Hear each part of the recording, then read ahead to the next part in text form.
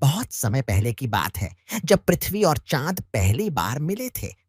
पृथ्वी हमेशा अपनी हरे-भरे जंगलों, नीले समुंदर और पहाड़ों के साथ व्यस्त रहती थी, जबकि चांद आकाश में अकेला घूमता रहता था। चांद को पृथ्वी बहुत पसंद थी, लेकिन वह हमेशा दूर से ही उसे देखता रहता था।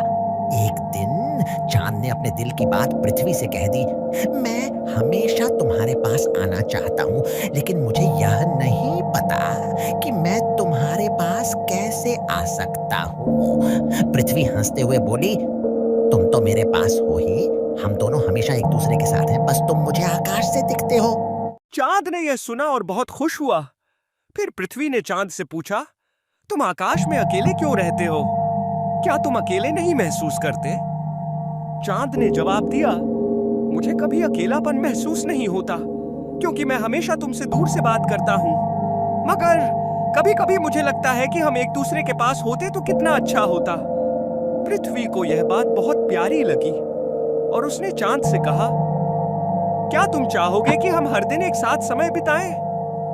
चांद बहुत खुश हुआ और उसने हामी भरी। अब पृथ्वी और चांद एक दूसरे के साथ ज्यादा समय बिताने लगे।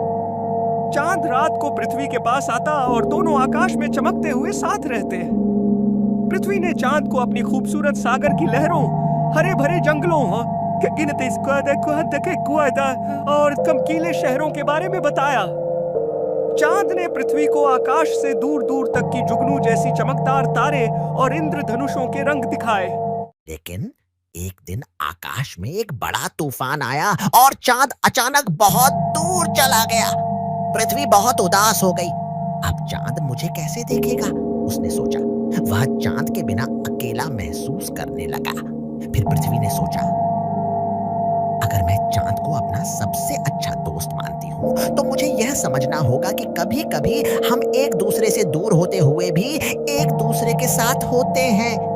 पृथ्वी ने चांद को वापस बुलाने के लिए एक तरकीब सोची। उसने आसमान में हर जगह चमकदार तारे उगाए, ताकि चांद उन तारे की चमक देखे और रास्ता पा सके। चांद ने पृथ्वी की कोशिश देखी और उसकी चमकदार तारों की सवारी करते हुए वापस पृथ्वी के पास आ गया। वह बहुत खुश हुआ और उसने कहा, तुम्हारी कोशिश ने मुझे रास्ता दिखाया। अब मैं हमेशा तुम्हारे पास रहूंगा और तुम हमेशा मेरे पास रहोगी। पृथ्वी और चांद ने एक दूसरे को गले लगाया और तय किया कि वे अब हमेशा एक दूसरे के साथ रहेंगे, चाहे वे दूर हों या पास। अब जब पृथ्वी और चांद फिर से एक साथ थे, दोनों ने तय किया कि वे और भी रोमांचक चीजें करेंगे।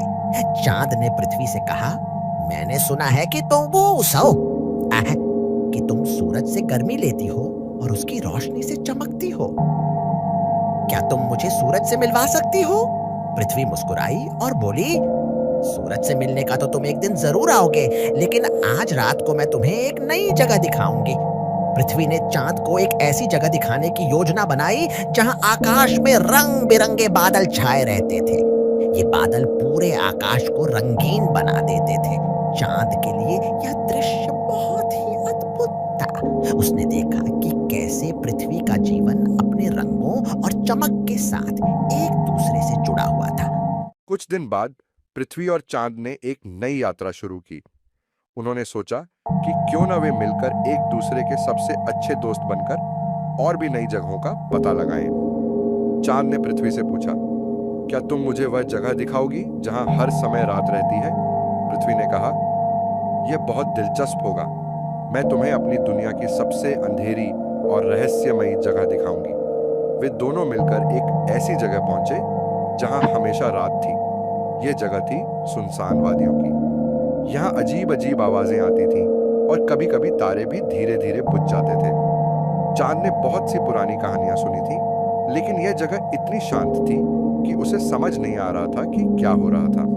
पृथ्वी ने चांद से कहा, देखो चांद, हम दोनों के बीच दूरी कितनी भी हो, हमारी दोस्ती को कोई नहीं तोड़ सकता। यहाँ रात है, वहाँ दिन है, लेकिन हमारी दोस्ती हमेशा के लिए रहेगी।